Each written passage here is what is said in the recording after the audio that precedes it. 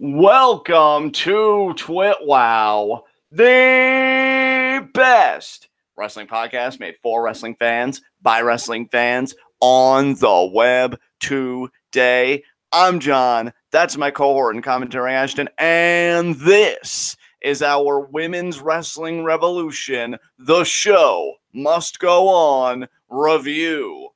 And I've got to say, partner, I thoroughly enjoyed this show. This was a Patreon request. Both the live reaction we did to the show and this review you're hearing now was a Patreon request from Jackie, who frequently attends these WWR shows. And I got to say, this was one of their best ones, I think, that I've seen in some time. I think the card from top to bottom, it got progressively better with, some cooldowns in between, but that by no means makes them bad. And I feel like we saw a nice variety of women's talent showcased.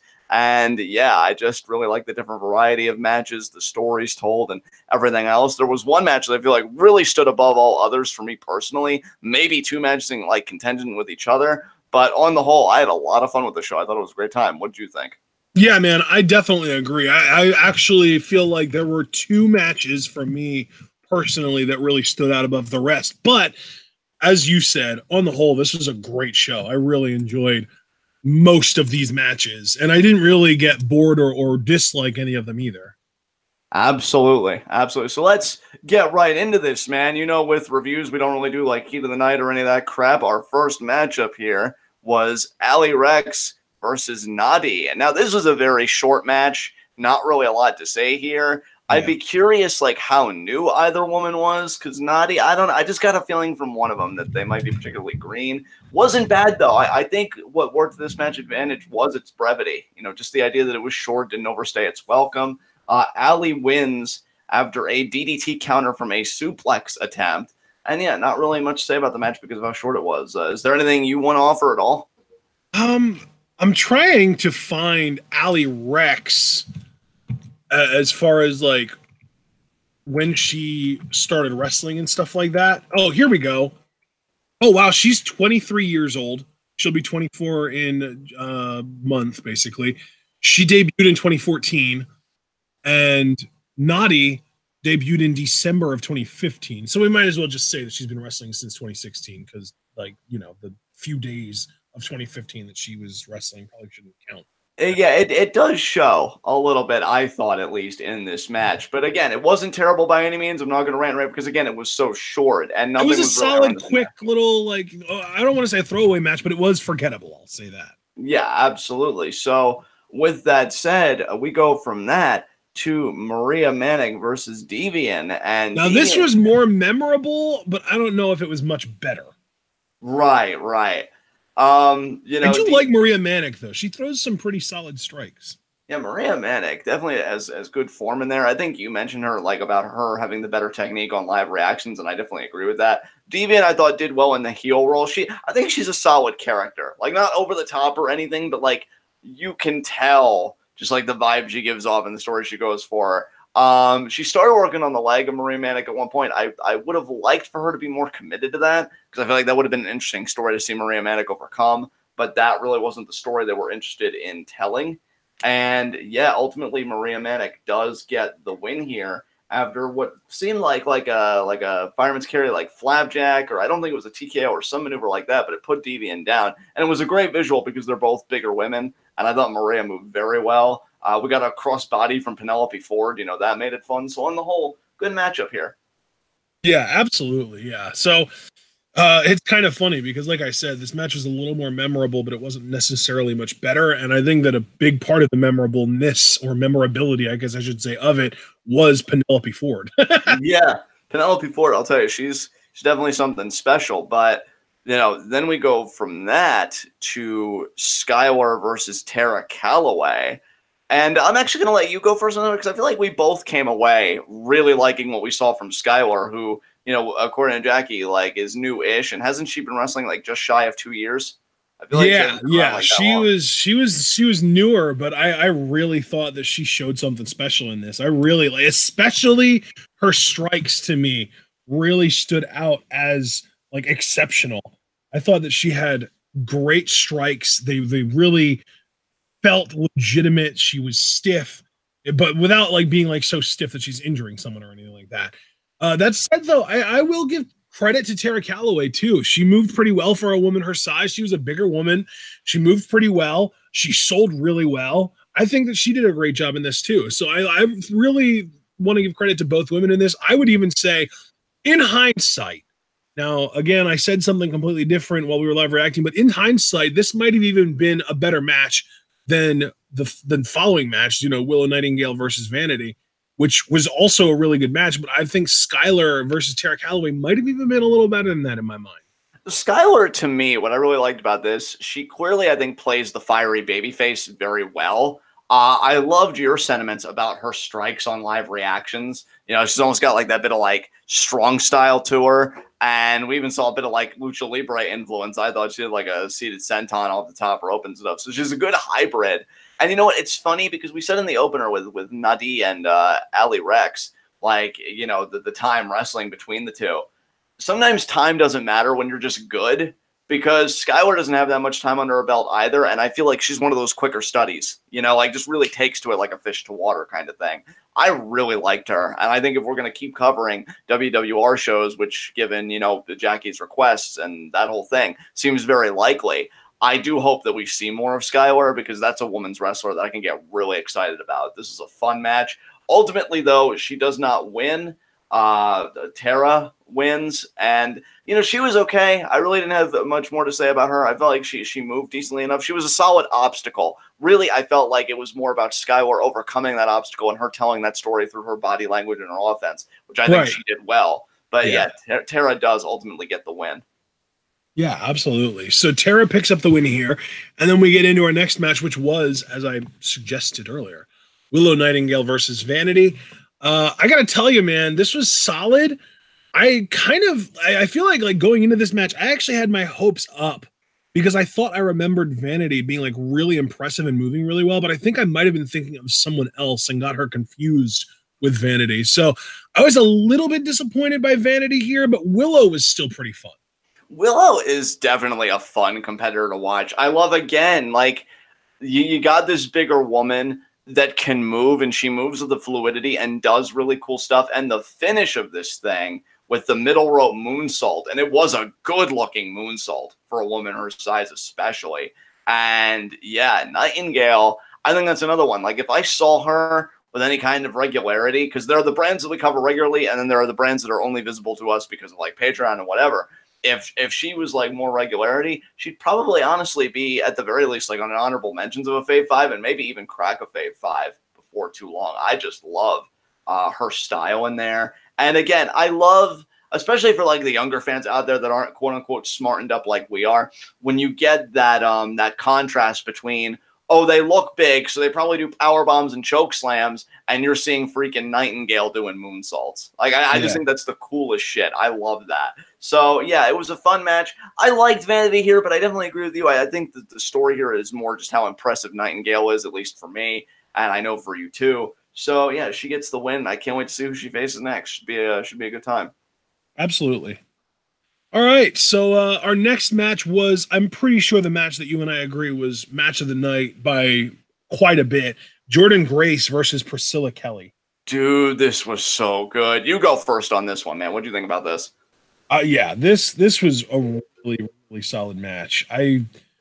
I've grown to realize that I think these are two of my like 3 to 5 maybe favorite female wrestlers that aren't in WWE right now, and probably 2 of my like top 10 favorite wrestlers in the world, regardless of promotion, honestly. Yeah. Jordynne is probably the most athletic pound for pound female wrestler in the world right now. Yeah, definitely. And I think that Priscilla Kelly is shockingly good in the ring. Like I feel like she is the type of performer that nobody would expect to be really good in the ring, but she's super good in the ring. Brother, would you say, just to have a quick sidebar, because I know we're moving through these matches pretty quickly, but when it comes to Priscilla Kelly, would you say that she's almost understated in that aspect because people are so wrapped up in her character and like her mind games? Yeah, that's kind of where I'm getting at. Yeah, because she like, there is a lot of focus put on the character because she's like very like over the top sexy with the grinding and also, different kinds of, like, not necessarily sexy, but sexual, I should say. With like the grinding and like the biting and the licking and all that stuff. And then she also does like some of the gross out stuff, like putting her hands down her pants and in her bra and stuff like that.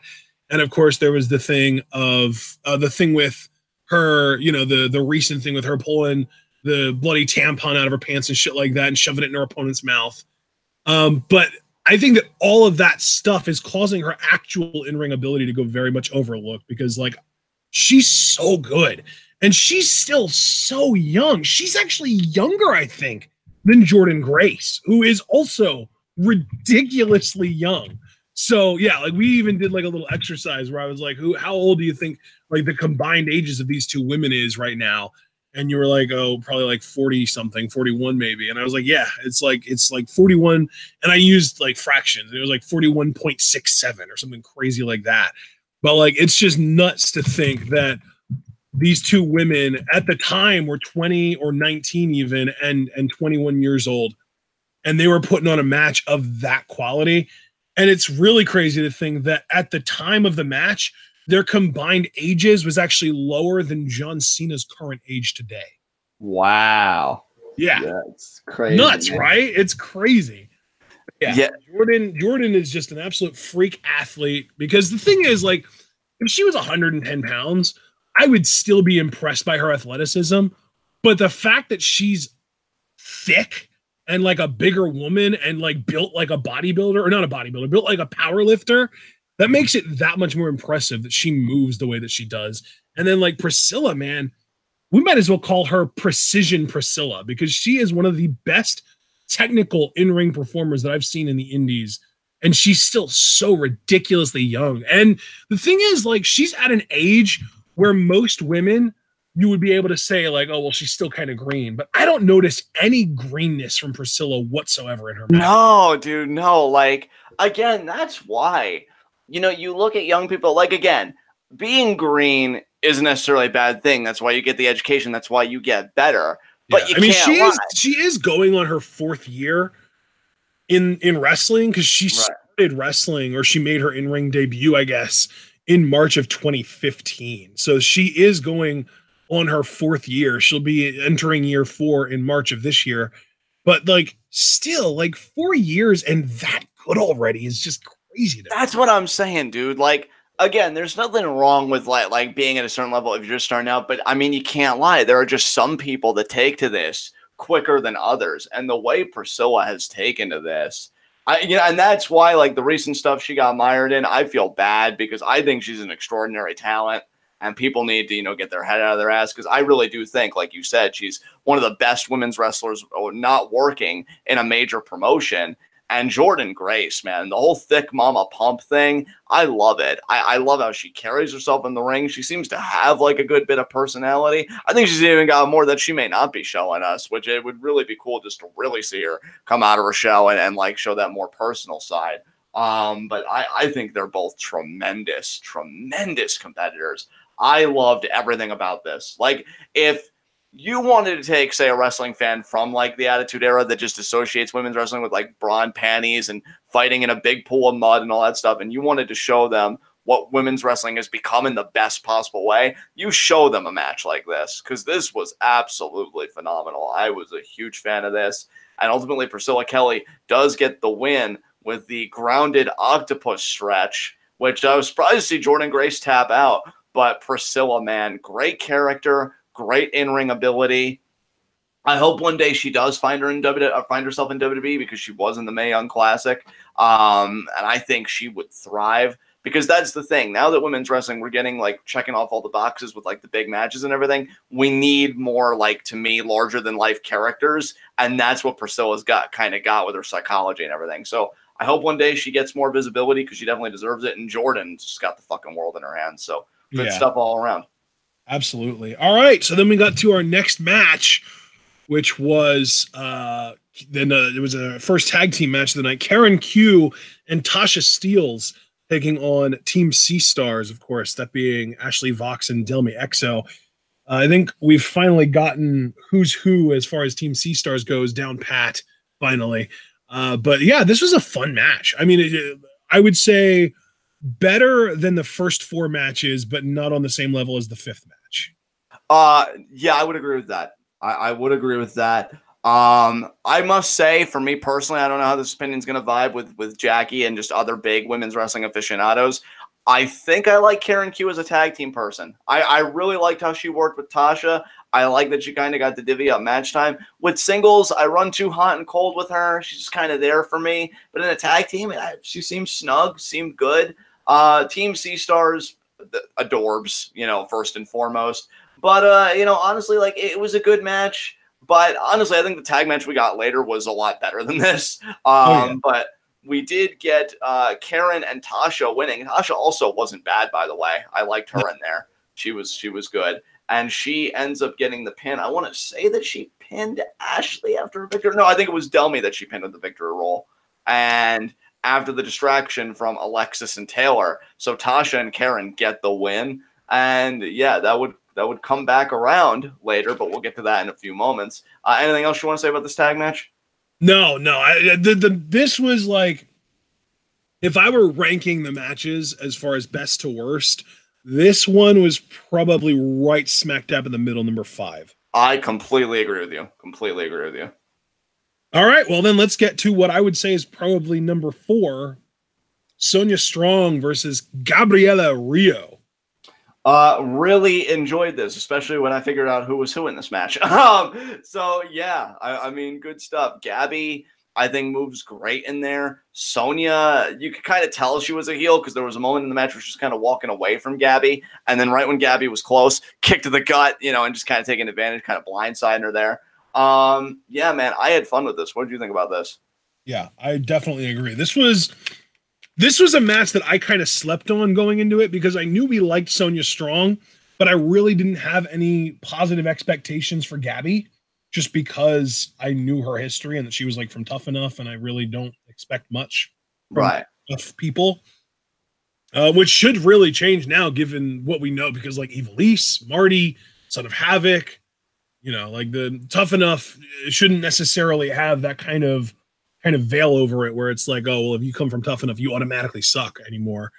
But that's the thing, is all the people that we know that have been from Tough Enough that don't suck are from 2011 Tough Enough or before that. So they've had the chance to really learn things the right way. Yeah. Gabi is from the 2015 Tough Enough, which, like, it's honestly, other than Patrick, she might be the best in-ring worker from that group.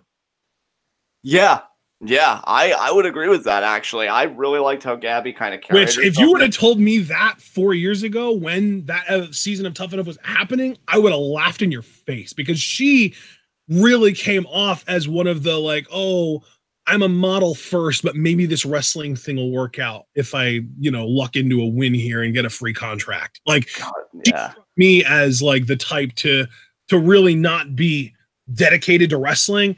And I think that the work that she's put in and the fact that she's really stuck with it, and really the quality of her in-ring work in this match, proves that very much wrong, because she was really good in this. She can move, man. Absolutely. And Sonya Strong, man, I'll tell you, because I feel like the other times we've seen her, I didn't really associate her with the heel moniker. She just seemed like she took care of her business. I guess you could interpret it either way. There was no room for interpretation here. After she gets the win, man, I think the best part of this wasn't just the in-ring action, but her promo where she drags everybody. Tells the crowd Sonya Strong. And that was the other thing too, is that, like, I knew I liked Sonya Strong, but I didn't realize that I would have ended up like really, really liking her. Like, she was great in this. Oh, dude, like, she was awesome. I do remember her now, because I know I said, like, are we familiar with either of these women? Because again, I feel like it had been a minute since we'd seen her, but yeah, like, now I'm starting to remember her other matches, and yeah, I am a fan for damn sure. Like, she is so freaking good. And that promo, dude, had me dying. She was calling out Deonna, calling out the crowd. Dude, I think my favorite part of the promo, somebody called out from the crowd that she's bitter, and she's like, no, I just work harder than they do. And it's like, she didn't miss a beat. Like, man, I'll tell you, and this is why I credit Jackie, and I always like, plugging her Twitter. Anybody that goes back to hear this, it's @name4JackieO, because she's got her finger on the pulse of like a lot of great women's wrestlers working. I know Aaron's kind of the same way, but he's more like Stardom and on the Japanese side. There are so many great women working, that aren't in the WWE system or aren't a part of like any big company, and Sonya is definitely one of them. I love how this woman carries herself. You own that mic, Sonya. You own that mic. That was great.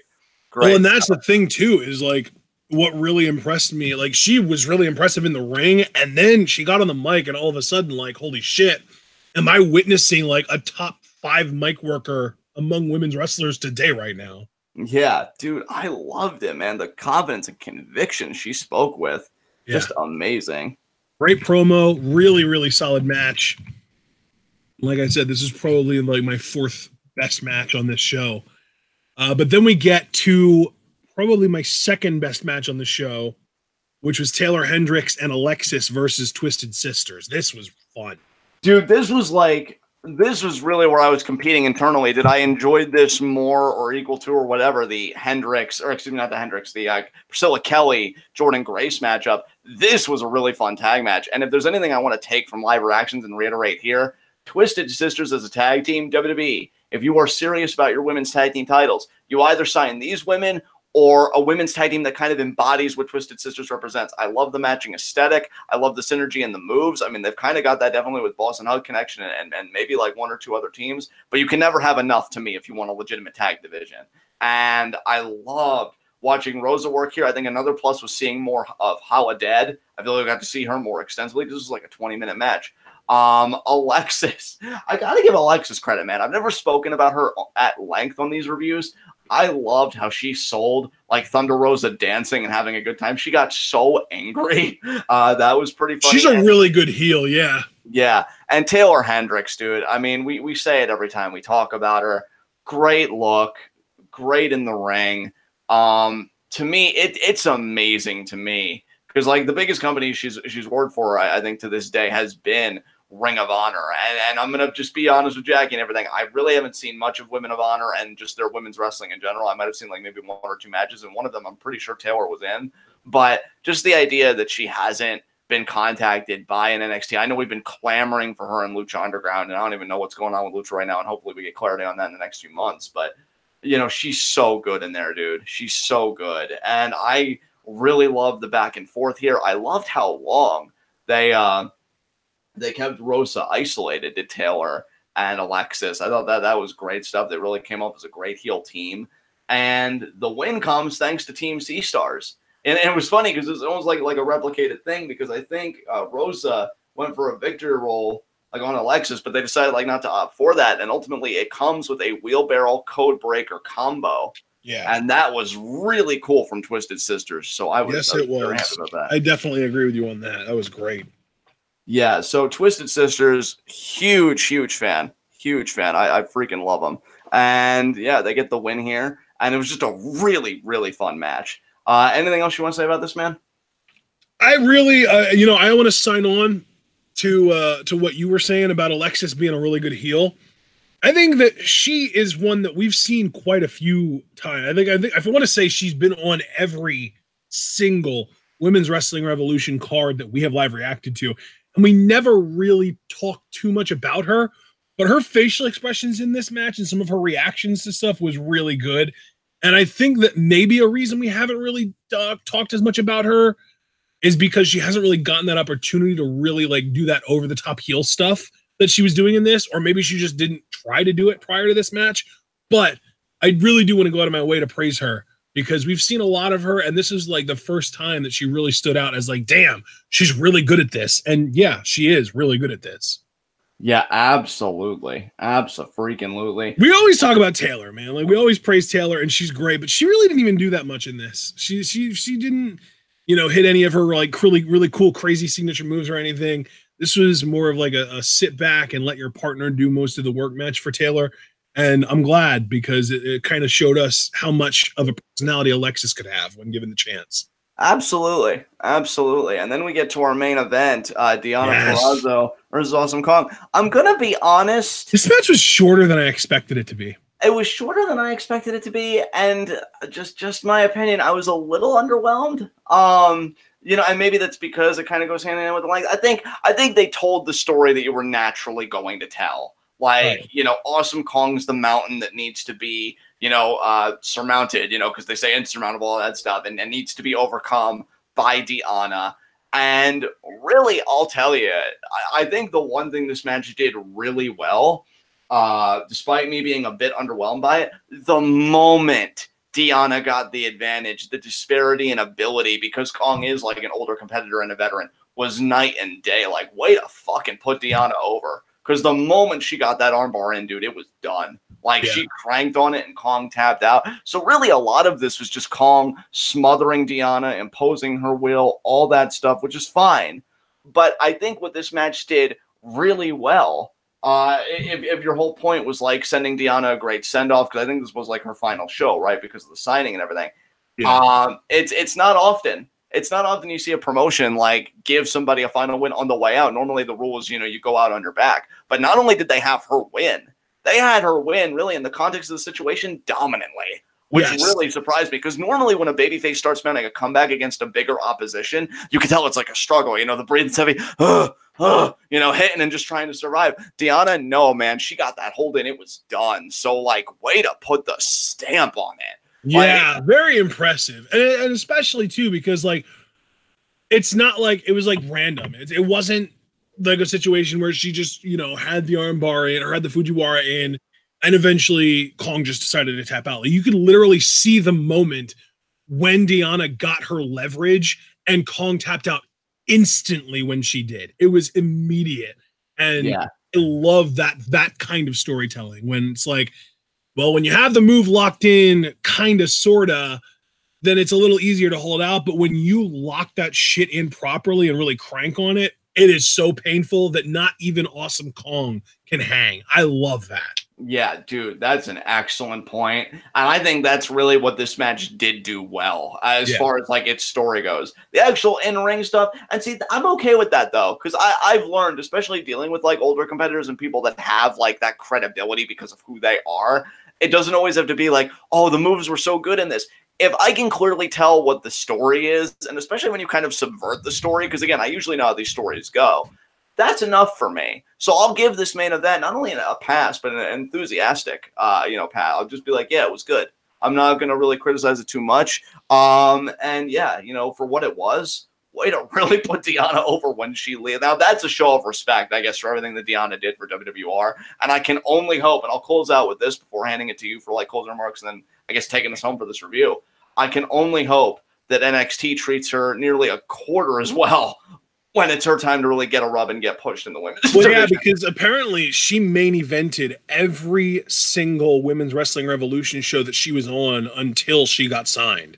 Yeah, that is wow. Yeah, wow. And then because I won't get into the like the Deonna promo because I really didn't listen to much of it because we were already kind of wrapping up at that point. But for Kong, in the funniest moment of the post-match, just throw the referee aside and raise Deonna. Yeah, like, fuck off, ref. I'm not going to hurt her. I want to give her some credit here. Yeah, absolutely. And then raises her arm like, wow. Like, cool. I really, really hope. You know what I want for Deonna? And I don't want to, like, digress too much into this because I know, like, Phoenix is, like, imminent.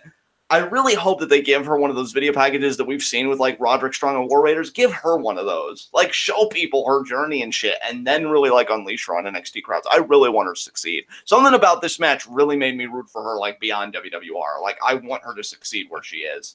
And, yeah, this was... Maybe because she was the last person to ever beat Awesome Kong, because Kong beat Taya on that bar wrestling show. Yeah, so, I mean, if Kong's wrestling career is, like, done, wow, what a fucking torch. Like, yeah, that is like a passing of the torch in a way, isn't it? Shit, man. Yeah, well, now even talking about it makes me look at the match in a new light and far more appreciative. Because, yeah, this is Kong's last match. What a way to say, hey, kid, you know, it's yours now. Take care of it. And damn. Oh, no, you know what? I apologize. I just re-looked. Taya beat Kong, but it was by DQ. So this is the last legit win over Kong. Wow, and by submission, no less. And yeah, that's what I was even going to say, is not only did she beat her legit, but she beat her by making her tap the fuck out. Don't fuck this up, NXT. Oh, they're just chomping at the bit to fuck it up. Yeah, but I'm going to hand it over to you. Is there anything else you want to say here about this main event? I don't think so. I think that I'm pretty content with what's been said. I've enjoyed watching and reacting and now reviewing this show with you. I hope that Jackie has enjoyed the content as well, and I'm about out of things to say about it. All right. Well, with that said, guys, this has been Women's Wrestling Revolution. The show must go on. This has been TWitWoW, the best wrestling podcast made for wrestling fans, by wrestling fans, on the web today. I'm John. That's my co-word and commentary, Ashton. Guys, be sure to comment on the video when it's done processing, especially if you joined us. What did you think of the show? What was your match of the night? Be sure to like the video. More likes you leave, the more visibility it brings to the channel. And when you're the best at what you do, I'd say that visibility should come our way. So please leave a like. And if you want, because remember, this is a Patreon request, so one final thanks to Jackie for her very generous donation making this combo deal of a live reaction review happen. If you want to get your own Patreon request, it all begins by donating $3 to the TWitWoW Patreon. And from there, you can build up your money in your own TWitWoW account because that gets you access to the TWitWoW Discord. You wait a good bit, or even if you want to donate like $20, $30 all at once, then you can get your own TWitWoW request right on the channel. We've done plenty of these, so you can get your finger on the pulse of what they're like. Think about it, and we'd greatly appreciate it. And guys, in less than a half hour, it is going down. It is finally happening. The first of two big shows, at least on the WWE side, for the weekend. To NXT TakeOver Phoenix live reactions hits you at 7 p.m. Eastern time. I can't wait. This card is going to be fucking nuts. So we hope to see you there. I'm feeling it. You better be feeling it because this energy is going to be all over the place. And until then, for a very brief period of time, tune in. And I'd say peace out, but wild the fuck out because this is going to be awesome. See you then, guys.